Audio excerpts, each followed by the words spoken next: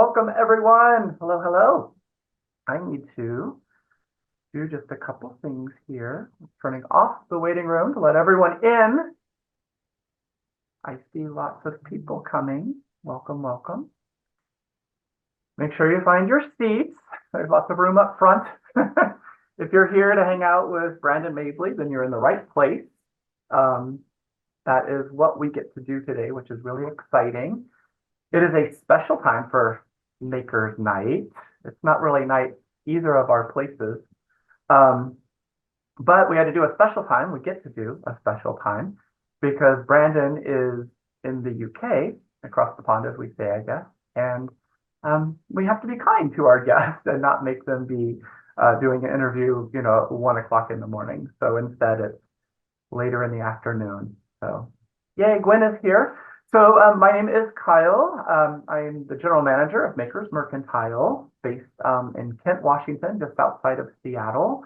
And for those of you who might be new to this event, we do this free once a month, usually, almost always. And it is our opportunity to get to learn about different artists and different creative ideas and to be inspired, really. So we have a chat box in our Zoom, and that is where I would encourage you, if you are interested and you want to, you can say where you're from. People are saying Gwen is in Edmonton and Linda's in San Francisco and Celia's in Chicopee, Massachusetts. I'm wondering how many international folks we have. There are lots of people who are going to be joining us and some people who can't make it because of the time that our event's happening.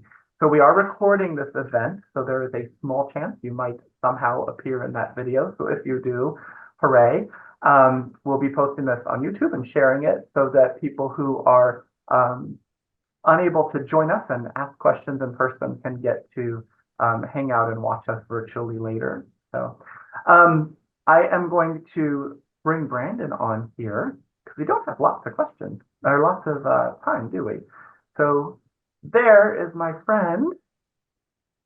Good afternoon. Hello, guys.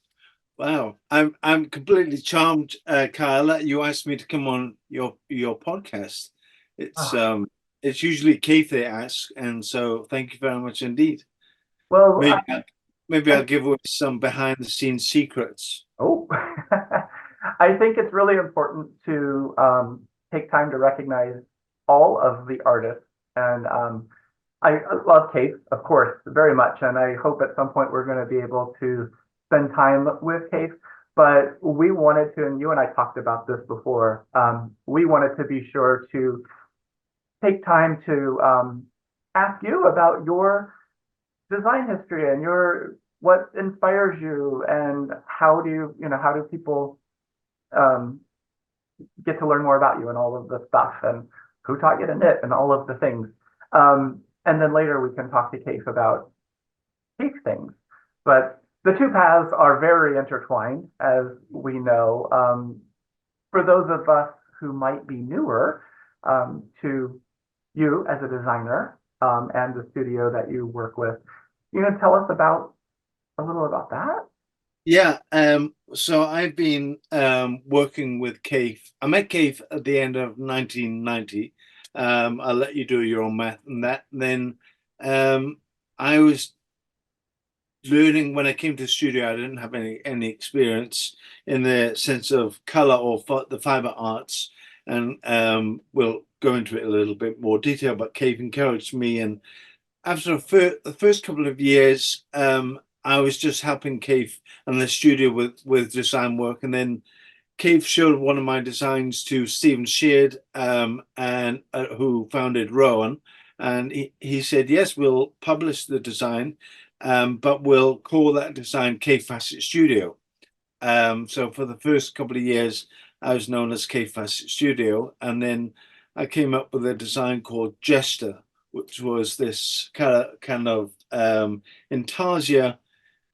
It kind of looked like a Killam carpet, but it was an incredibly handsome design. It actually was in the window of Harrods for quite a while. Made me feel quite proud. Anyway, that design, Stephen said, okay, now you can have your own name on the designs because it's worthy of. And yeah, the balloon was launched. So that was my start of, or how I got into this crazy, crazy world. And it is an extraordinary world, to think that we're men in what is primarily a female um, hobby, as it were. And it takes us all over the world, and people that do knit are incredibly passionate and find the power of when you sit and knit. It's like a meditation. You just Yeah. shh, but you're also giving time back to yourself, so it's very impactful. And then also putting colors into it. Colors are psychological, and can be a real um, boost to the arm. It's like having a shot of ginger. It just gives you that instant lift. It's very So, true. And I think one of the things I keep putting myself here and taking myself away. One of the things that I think is really amazing about knitting and also quilt making, I mean, there's this beautiful quilt top behind you, is we can enter into these crafts at whatever level we are find comfortable for wherever we are in our creative journey. So if we're not comfortable with color, there's lots of options. We could buy a kit that's already sort of thought out for us. Or if, knitting or quilting is new to us, we can we can find something that is a little more simple in its construction, just you know, simple script. yeah, for us, there's nothing more rewarding or a highest compliment when somebody takes a seed that we've planted and they make it their own into some incredible tree, or it's their own personality. One of the things about colors, each and every one of us like different colors for different reasons, and so we should. I mean, both Kaffe and I knit to put colors together. We don't knit just to knit. Um, it, I would find it very hard to sit and knit a plain colored sweater. Yeah. I always say it's like swimming through a bowl of cold porridge naked. It's not going to happen, and I'm not going to sit in it. Or no, my attention span's this long, and I get bored very, very quickly. And so, but when you're implying different colors, you've seen all these little fizzes going off because it's like painting with yarn. And also, we got very comfortable with the techniques very, very quickly with the least technically stimulated guys you'll ever meet. We know the basic knit one row, purl one row. We know how to do fair isle and stranding, or fair isle, or some people call it stranding, and intarsia, when you go from one color to the other and you learn to do the lock, but also you can weave in your tail ends as you go along. And once you get these very simple techniques under your belt, you're flying. You can And do anything. Yeah. yeah, and of course, when you take yourself back to riding a bike, you had to try, you had to try, you had to try, and suddenly you were off. It's the same with knitting. I mean, I really take my hat off, literally, to those who take on a Martin Story design, who is this incredible designer for Rowan yarns doing cable work. I mean, his designs are really, you look at them and your jaw just drops. They're that beautiful. But you have to use the F word, focus. And and or concentrate. And as I say, because of my learning, my keeping still abilities, I'd find that very hard. Yeah, it is. It can be a challenge. There are some um, types of projects that are easier for some people than other. And I think really it comes back to how much time have you allowed yourself to become comfortable with a technique. And the Absolutely. more that a person does in Persia, the Yeah. easier it becomes because you've painted yourself into a corner and you figure out how to, get out Yeah. of that and how do you repair it and fix it and or I also think it's when you find a yarn and a yarn range that you love working with, like the Rowan felted tweed yarns. they're so comfortable to work on. The needle size isn't too small. It has a nice, it's not too taut when you knit. It has a nice little slight bounce. But when you actually wear it, it's like a yarn that has lived a life before your time. And the colors are just so gorgeous because you got lots of little flecks of other colors in there. I mean, we were just doing a retreat down in Tucson, Arizona, and there was like one lady just sitting there quietly knitting while everybody else was flapping their wings like chickens in a coop. And I just looked down her lap, and it was just this beautiful hum of colors. And I just quietly said to her, "Is that Noro?" And she looked at me and she said, "Oh, you know." And it was like, there is nothing like when you see Noro yarns when they're in or when they're knitted up or when they're in the ball, you can't really tell, but when they're knitted up, they have that beautiful transition of colors, and it just gave me a little thrill, and Yeah. I was thrilled for her that she was in her zone. One of the ones we love a lot are the yarns from Shuffle. So the Zauberball Crazy. And one of the new fun ones, which is great for Intarsia, is Zauberperlen, which is a ring of seven little tiny balls. They're like 60, 70 yards of yarn of just pure color that are Right. all sort of a gradient that transition from one color to another. Oh, is this new? It's new-ish. It's been around for Oh, a little bit of time, I'll have to but check out. it's amazing because you can take that yarn and you can put series of them together, which we did a holiday advent calendar. So that was our secret yarn. But each day a person got a different ball of yarn and we worked a little bit more on this piece. Very simple um, daily Wow. bites of stuff. But at the end, you had this, it was 25 different colors, and you would love, I should have grabbed it. I don't know if Louisa is here, maybe she'll grab me the sample. But I did a practice piece when I was just figuring it out, and I used whatever color I wanted. And it turned out, I like it so much because Oh my God, I want to see it it's now. You so got us on the vibrant. screen because you I'll know. show you as soon as I can. Actually, well, I could show a picture, but yeah, it's a lot of fun. But the thing is, like getting to play, like having a collection of yarn um, that's all the same weight. Yeah. It's like a palette of paint. Yeah. And Well, but when it's interesting, this thing about having the right weight, when you don't have to do, like myself, like for you, we're restricted where we have to be purists in the sense of the designs we're doing, they're going into books primarily, and so we have to stick to what can be written into a pattern. And thank goodness that's done by somebody else because I wouldn't have a clue how to do that. But basically, we knit up a swatch. We have to use the same weights of yarn. If we're doing a one of a kind or a garment for a friend or something, we will use different weights to give different textures. We'll double up yarns. We'll use boucle with silks with mohairs, so it kind of has a little bit of texture. Or oh yeah, that is is fancy. that fun? Yeah, that looks like something from Stephen from Oh, Stephen West. Yeah. Amsterdam. There you go. Yeah. So that was just like each day was a different, like today we're using this color. But Well, that certainly is jolly. That would brighten up any outfit for sure.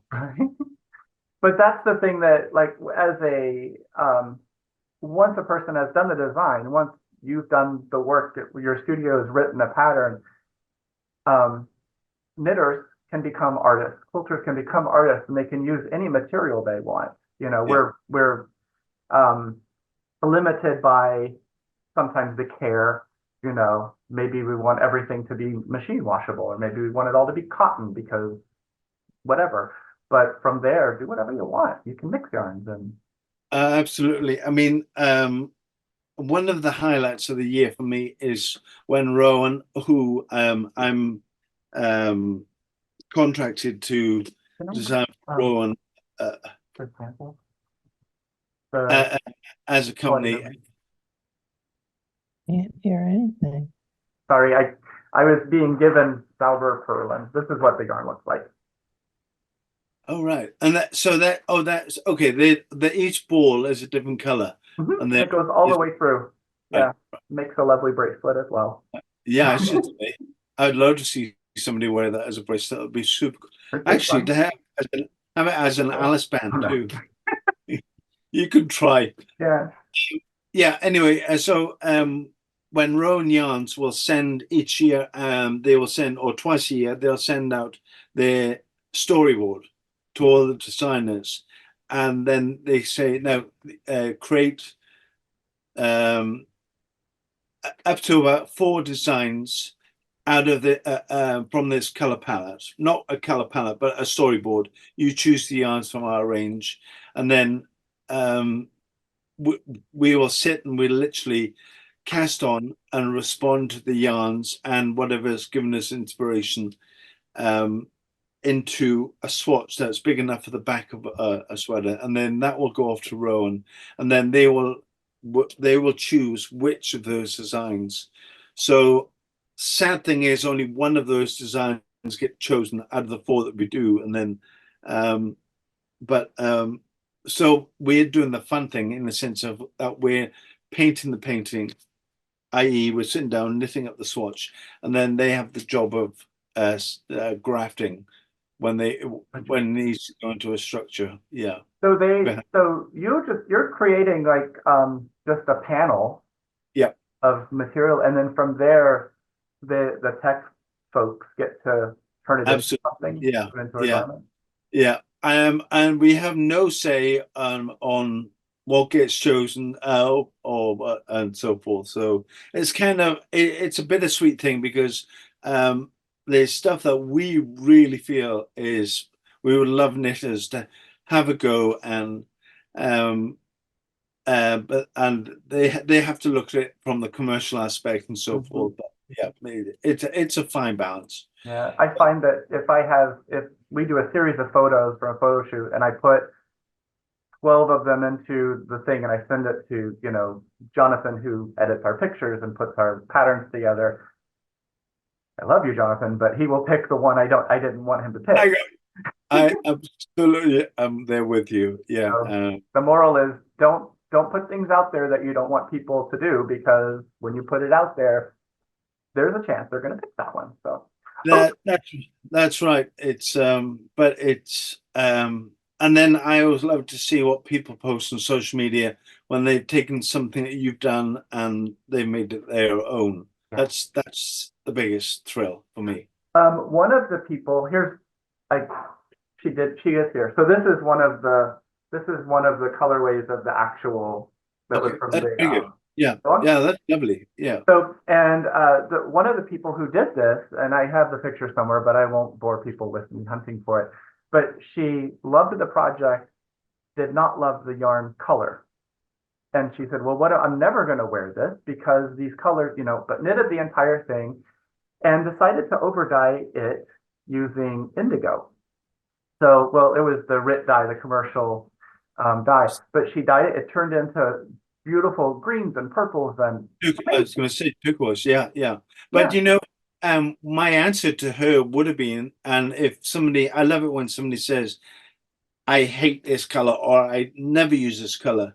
And I take that as a challenge to show any color can be used. It depends on what you put it with and the quantity of how much you take of that color and what you put it next to. No color ever sits alone. So I love to help people get over this. And it's a psychological thing. Often it's from the childhood, or they'll say, "Oh, turquoise isn't me," or "blue isn't me," or "yellow isn't me." And particularly in my workshops, I'll get them to see how they can make that become that little tickle that will make it give a little lift. yeah. One of my friends, Carrie, says, and I think she's probably heard it from someone else, that every collection needs a little bit of poison. So it's like you have this beautiful collection, and then there's just this one little tiny, like the Yeah. accent color. There's a interior design like the red in the room. You always put like a red thing if there's nothing else red Yeah. in there.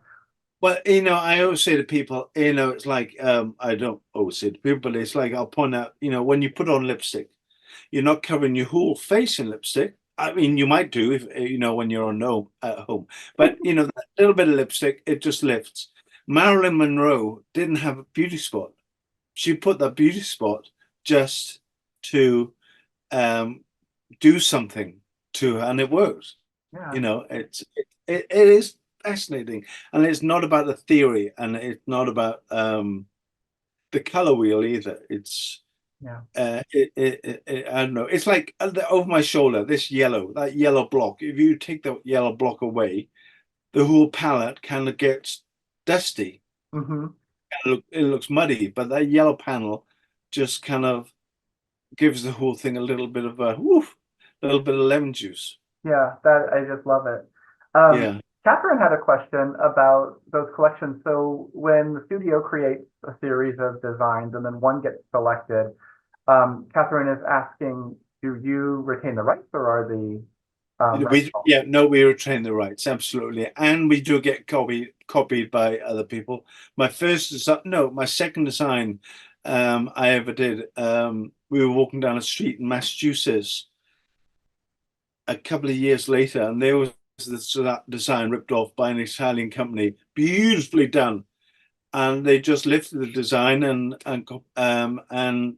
put it up there. Cave was furious because it took him quite a few years to get ripped off, and here I was doing my second design, and it was ripped off. But yeah, we maintain the copyrights. Yeah, and it seems like it's a very difficult thing to consider a compliment.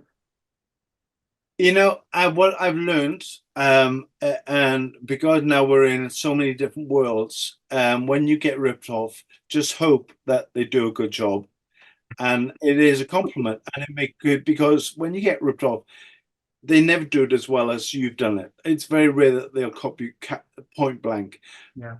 but they'll kind of water down your look, and try and turn around and think, well, let's see if you can beat me at the next one, or because you're always going to move on and move on, and you always reinvent yourself. I mean, you're never doing the same cookie cutter Yeah. over again because people's tastes change. And there's But it's kind of it's kind of a weird way how I got into this world because I I used years ago. Years ago, I was working in Greece. I was the private cook to the British ambassador for a while, and then I ran a restaurant on an island in Paros, and then I finished there, came back to London, and I was literally I've been back in London in a couple of months, and I was waiting at a bus stop, and I got speaking to this tall, good-looking guy, and I just the bus wasn't coming. We got talking and so forth, and I asked what he did, and of course, as we usual conversation goes, and he said he was an author, and the book, and he does designs on textiles and knitting and so forth. And I was like, well, my mom knits. That's kind of curious. So anyway, and where's your studio? And he was like, oh, a couple of blocks from here. When you're passing by, if you look up in the window, you can see something I'm working on because I'm doing a big wall hanging for a book I'm working on. And I thought, well, hell to that, I'll ring the doorbell rather than just look through the window. Anyway, I went into the place and it was like Aladdin's cave. It was just everything was out. There was spools of yarn up the wall. There was baskets of yarn. There was cushions that people were sitting around on the floor. There was no couch, no television. Um, it was just it was like going into Aladdin's cave of this color that I'd never seen before. Anyway, I started going around on my days off and just helping out. And because I could cook, that was earned me some brownie points. In the meantime, I gone home to see my mom, and I'm like, "Oh, have you heard of this guy called Kaffe Fassett?" And she's like, "Yeah, he's that guy that does that fancy, funny knitting with colors." I'm like, "Oh yeah, I'm helping out at the studio." And she's like, "Brandon, I hope you're not making a nuisance of yourself." Typical mothers. And yeah, and that guy at the bus stop happened to be Cave, and I didn't know who Cave Fassett was. And that's how I got there. And Cave said to me, just have a go, just try this. And because I was just curious about how you did this and how you did that, and he was at the level of putting a lot of colors together. There was no plain knitting hang around, so it looked interesting and intriguing. And my mindset was like, well, how do you do this? And can you show me? And let's have a go and blah blah blah. And so yeah, then I just started having a go and learning by my mistakes. What Cave did for me was completely the opposite to what I had in my school education, because when I was in school, they were like, no, Brandon, no, Brandon, sit down, Brandon, don't do this, Brandon. And you weren't able to move ahead or find your voice. Whereas Cave was like, have a go, just try it, learn by your mistakes. If you don't like it, that's a good thing, because you know not to do it again. You tried it. Right? And that's so I basically, on what I learned by being encouraged to just make mistakes and find my own voice and learn to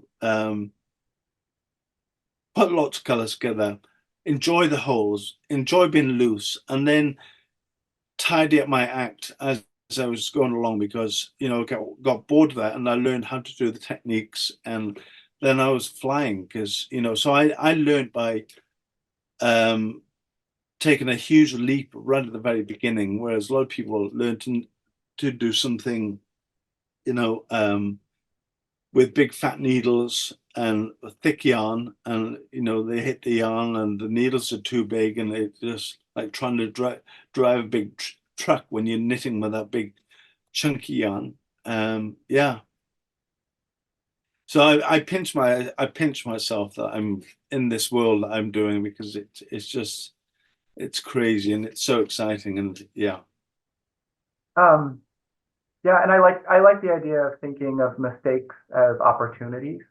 So if you discover you're making a hat and you see that there's something in there that you don't love, maybe a cable crossed the wrong direction, or you moved something over, or the pattern got shifted, it's an opportunity you created yourself this little self-taught class. So give yourself the chance to see what you can do. Do you want to repair it? Do you want to use that as a element and keep going with it? And Yeah, what's the worst and that can happen? absolutely, because quite often when you put in something, say, count this backwards. If you put in something here, for instance, and you don't like it, when you moved on 4 rows, 5 rows, reintroduce it on the other side, and they'll counterbalance. It's just a design element, um, and and if you're brave enough, and anybody picks up on it and says, "What have you done there?" Just say, "Well, I did it to annoy you." And, oh, that's my signature, or I wanted to make my own thing. Yeah. Yeah. When Um, I'm knitting a sleeve, or like right or left front of a garment, because I do like knitting pieces flat and seaming them up because I like the structure that it creates. But when I'm knitting a sleeve, I will write down all of my instructions, and I have them and I cross them off of a little list. And if I mess up on this sleeve, I just make a note of what happens, and I do it over here, so that right, they are the same, right. Yeah. which works Do you really play well. do you play music? No. So just I would love to, but when I first I had like a year and a half or two of piano lessons and could play completely by ear, but everything was related to me like it's math, counting up and down, and I'm not good at math, so I am not good at music, and so, but if I want to just play stuff, I can just play things. It's really but then when I say play, about playing music in the background when you oh create, or yes, words. oh absolutely, yes. And sing at the top of my lungs if no one's around, because why not? Yeah. Have, it's also about creating that environment, right? So being surrounded by things you love.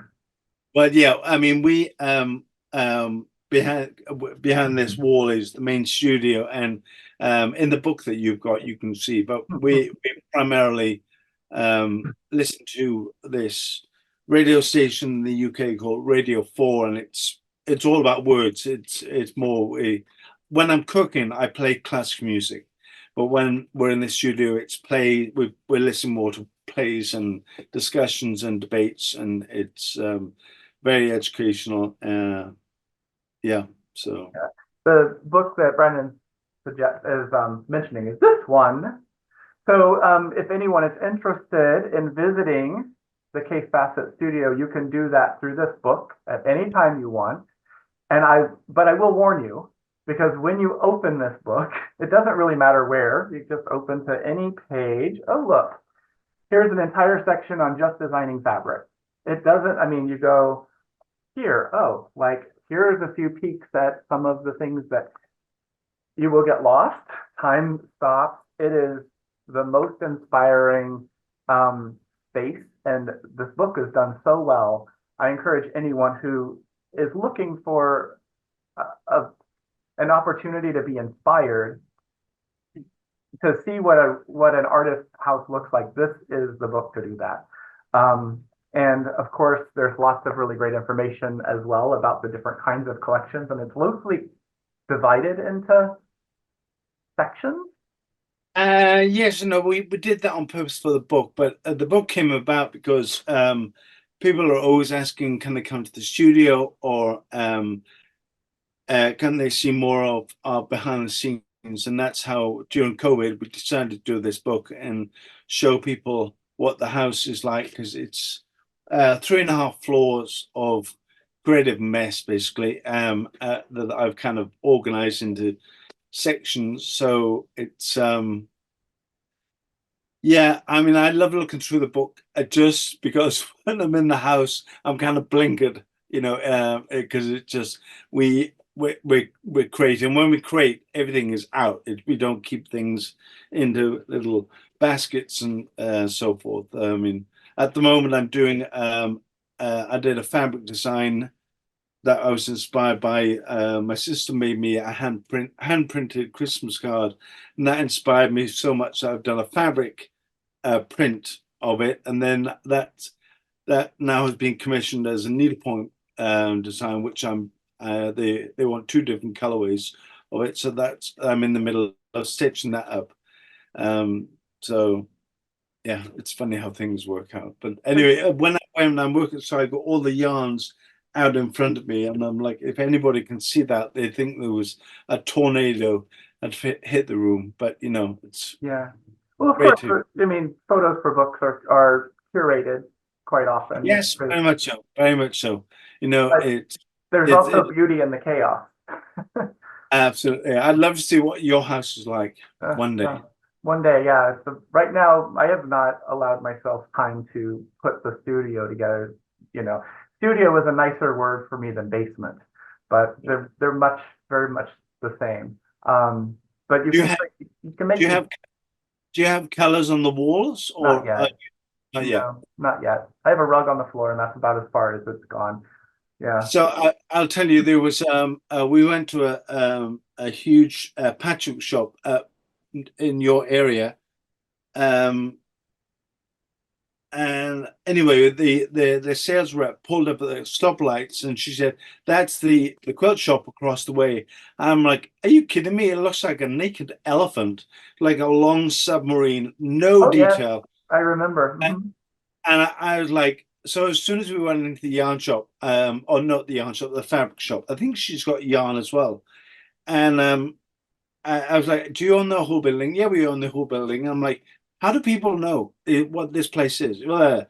Anyway, so what are we doing this afternoon? And she said, no, that you got free time. And I said, well, can we paint a barn quilt on the outside of your building to let people know that actually something creative is going on here? So all afternoon, Kate and I, we went to the hardware store, brought the paint. We painted this huge big barn quilt on the side of the building, just to let them know that there was. Is it in Shinomis? Is that Um, the? is it Snohomish? I'm not sure. It's up north of Seattle, and I don't Yeah, remember. But there you I've go. been there a couple times. It's a huge quilt shop. There Yeah, you go. Yeah, and immense so next time classroom. you go, you'll see that we left a big. Awesome. Yeah. Well, we have a great building too. Maybe you come paint a big quilt on the. I don't know. Probably not.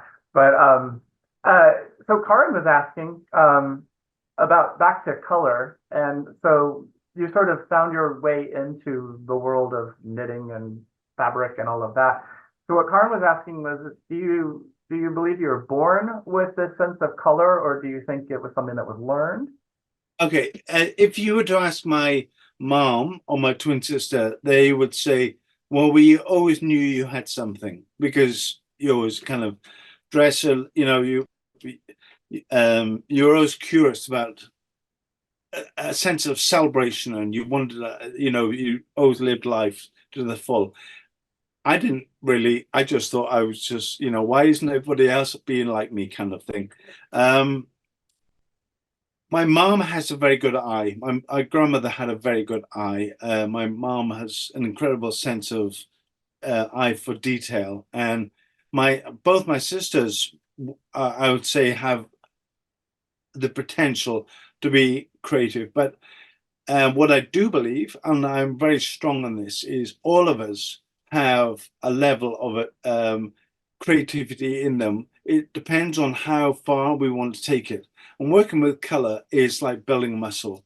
It's a never-ending um, game because you put one color next to another color next to another color, you get a different balance, different color combination, and it's really, really, really about finding what you like and what you don't like, rather than, I mean, you can buy a Sara Lee apple pie recipe and copy that, but then you might want to throw in some raisins or some other kind of flavorings in with support and make it your own. And the same with, I equate creating very much to cooking because I love cooking too. And to me, colors are like flavors and how you put flavors together and presentation too. Um, and so no, I don't think it's. I think you might be. Some of us might be born with a heightened sense of some kind of gene, but because I teach a lot of color workshops. I can't get any sound. Pardon? That's okay. Someone was Okay. saying, Um, that all of us have an element of we can all play with color. It just depends on how much and how far we want to be aware of it. And it is really about being aware. So one of the biggest secrets I'll give to people is, or a question I'll put out to our audience, when you're sitting knitting a piece of a garment, when that's finished, you're going to enjoy that walking down the street or on the back of a couch or on the back of a dog or whatever, on the back of a donkey. But when you're working on it, when you're actually making it, how many of you actually pin it on the couch and stand back and admire your progress? Few. yeah, And that's shocking. That's the biggest, most important thing you have to do. It's the biggest secret that we do. Every second color that I put into a design, because we don't graph out our design when we're knitting, we literally cast on, start knitting. Every second color, we pin it up on the wall, we stand back, and we let it speak to us, saying, we need more of this color, we need more of this color, or that color needs to be repeated somewhere else. And then you start seeing the color balance. So it's not, there's a huge difference between both Kaffe's and my work and a lot, okay, my head's really big saying this, a lot of other people's work is the sense that they pre-assessed what color's going to go where, then they just sit down and they knit that and then job done. yeah, We're literally being aware of what every color we put in, what that's going to do with the design. So you're thinking about how that's going to look you when you get back from it. right. And you have to remember as well, we all look better from a distance. So does your work. Very Remember that true. one. I It's always like, think, you know, you you know, take a painting and, a large painting or drawing or whatever, draw it really large and then shrink it down, down, down, down. When it gets to be this big, it looks so good because it's well, well, very the other thing, clear as far as, but also, Carl, you're knitting on your lap, all your technical little imperfections are making you look like you got cellulite going in your knitting. But when you steamed it afterwards, or when it's hanging on the wall, knitting takes a nice little bit of a drape anyway. When it's on your lap, it's not fair. yeah, When you stand back from it, then you can pat your back, pull back your shoulders, and say, "Oh, aren't I fabulous?" Yeah, you and know. having the yarn, so there's different yarns, of course, that we use for different things, but yarn that has a little bit of a halo or a little bit of a stretch when we're doing color work, like in Tarja or branded Yeah, knitting or Fair Isle, it fills in all the spaces from where yeah, we're maybe not knitting consistently, and then the blocking makes it so much better. Yeah. yeah, yeah. And if you do develop or start seeing what you think is a hole building up, don't stick your finger in it. You know, then you just give it. It will let the yarn relax, and then when you give it a steam, have a look, and then it might have settled down. I mean, the amount of people in my classes, they come up and say, "Brandon, why have you got a hole and their fingers sticking all the way through it?" And I'm like, "Oh, hello," you know. It's no, and that's the other thing about pinning up your work. I cannot say enough to people how important that is to get back. But the other thing also is to put don't if you've got a black leather couch and you're working on something very light, don't put the very light knitting against black. Put down a blue bath towel or something that's going to allow, but also don't put the work up against white either. White is, I don't want to say a killer, but white, you have to be very, very sensitive against. Every color has its place, Yeah. every color has its importance, but white can be really overpowering. Like, for instance, as handsome as you look in front of the camera, Very, yeah. the white wall is making your black look very severe, and you look like a preacher that we've come to confession box in. Yeah. Um, you know, Yeah. whereas if I were to take this but that behind me, you know, it just It's not so quite as, yeah. Yeah. it's all about color consideration, and then so I mean, coming down to color, it's also with yarn going into knitting. I apply this to patchwork, to needlepoint, to when I'm doing set design, or when I'm doing interiors for somebody, or even a bouquet of flowers, or how you dress yourself. You know how this hat goes with the scarf with the shirt. You know, it's just a little bit of it's play. Yeah. Yeah. And so you have a hobby, I might be wrong, of collecting wigs? That's so fabulous. I have a hobby collecting wigs. I don't know. I think I heard that in, Oh, there's Chinese whisper. I love it. Oh my god. Yeah, I've never worn a wig in my life. no, I don't know. I have no idea where I saw Yeah. that. Let's just set some Chinese whistle. What else can we tell you? I have a hobby. I have a hobby in collecting. Oh gosh, let me think. What can I say? I have a, I no. wondered, I wanted, I yeah. have. I do have a collection of hats. Oh, hats have become part of my thing. So hats, yeah. But Maybe it was I'm the hat how and many it got hats? lost in translation. I mean, you know, but God help me, when you interview Cave and you ask Cave about anything with me, he'll always give an extreme answer about me. So he'll say, I'm a Melda Marcos of shoes. It's so not true. He has more shoes than me. Just because you know, he doesn't, he won't throw anything away. Like hats, maybe I have maybe 10 hats, but that's not enough as far as I'm concerned. No, But yeah. you know, no wigs. I don't know. I'll try Yeah, to find it and send you the link. I don't know. I wonder what kind of wig I'd look good in. I was like, really? Is that something he, like, Oh, but this is what this is about also, is asking these questions. So I if anyone I has own it. I own it. I love it. I own it. Keep it going. the Don't way we change it. find out the truth is you ask the questions. So if anyone Don't- has questions, make sure you put them in the chat so that we get them. We have just a few minutes, we're just 15 minutes or so left. So if you have questions, pop them in there so we can get them to Brandon. So the So wigs are not true. and I just want to mention to our friends, anybody listening to this, if anybody wants to keep up with, um, I'll give you let you guys into a possible secret that might be happening this coming September. There is talk of me possibly teaching a color workshop in Atlanta at who's those fabulous creatures down there? Their names changed. It used to be Mason Dixon, but they're not allowed to use that name anymore. Oh, yeah. Yeah, anyway, okay. Well, don't worry about it. It'll be on my website. So if you go to brandonmably.com events page, or it'll be plastered all over social media. So we always do a fall workshop tour of the US. We're also, Keith and I are also back in Santa Fe mid-May doing a retreat, 1 week long retreat in Santa Fe. So if you fancy come doing a week long color workshops, none of the days are technical. They're all very simple exercises, but they're all about strengthening the color muscle. That's in mid-May.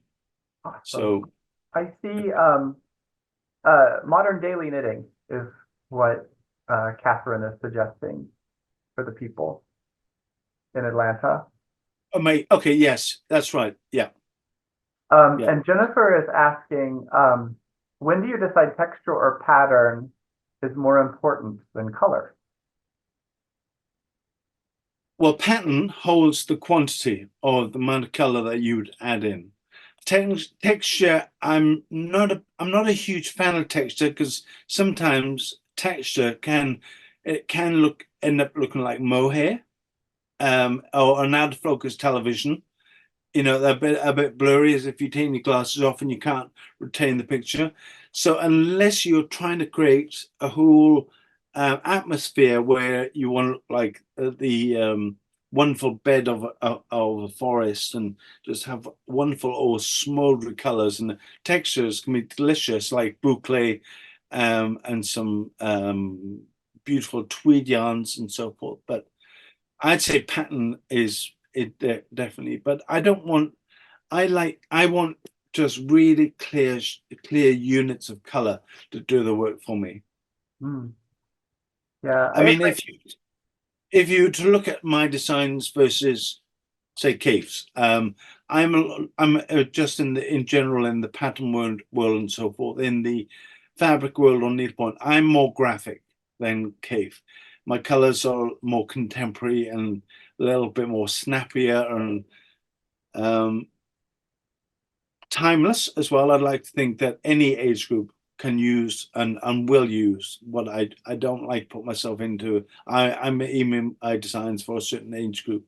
I would like to see somebody 120 as well as a year old wearing it. So Terry is asking if you get inspiration for patterns from nature. Absolutely, and I'll tell you, I'm going to be teaching knit workshops in 200 miles into the Arctic Circle in a city called Tromsø, which up in Norway in 2 weeks' time, and there we'll have the Northern Lights, which will be going on. I mean, they will have like 3 hours of daylight, and so. But you know, another thing is like I can get inspired by chewing gum on the pavement outside the tube station. You know, I can get if it doesn't move fast enough, I get turned on by. I'm actually very hard to sit and have coffee with because I'm always looking at everybody else, and you know, I'm never giving somebody the eye contact because I'm always trying to see it how this blouse is going with that skirt was going with the bag, and yeah, and nature is a given. One of my latest fabric designs is inspired by the bark of the tree outside the front of the house. We have a huge London plane tree, and it has sort of all army camouflage markings. And I've done a fabric range called Reflections. Oh, lovely. Yeah. Let's see. So Debbie is asking me to share this question with you, which is if a person's trying to swatch with multiple colors, like 8 different colors for a blanket, how large should the swatch be to determine the best sense of color balance? Debbie is newer to choosing color. So, well, my answer to that would be try not to make it anything too small because you lose patience. I would say minimum, say go if you count stitches or inches, but I would say go at least 6 inches by 12 inches. And then one of the things is always keep your swatches. And then one of the things that we've started doing is after a while you'll end up having a whole box of swatches, and what you can do is crochet them together or sew them together, and they make the most wonderful timeless baby blanket. And that's also a great way of you seeing you're learning. And quite often you'll think at the beginning something doesn't work and you go on to the next one, and then later on you look back and you think, well, heck, look at that, that's absolutely I didn't even realize that. So it's very good to save what you've done. I mean, another little thing I'll mention is that often when I've designed something, I find it very hard to actually digest and realize how pleased I am with it when it's finished. I don't know if you're the same, Kyle, but I have to put it away for at least, I don't know, 6 months, and then I'll see it walking down the street or in a magazine. I'm like, oh, that's actually the color balance and or the shaping on that one, Not and then bad, I can appreciate it. When when I first done it, I can't take it in and think, wow, that's I don't know why that is, but it's just yeah, yeah. I agree. Um, what was the other? Oh, someone asked if there's such a thing as too much red, which, Yeah, I mean, a red needs a little bit of a definition with it to make the red important. So you need a little bit of underlying, maybe maroon or maybe a little bit of electric blue just to make that red redder.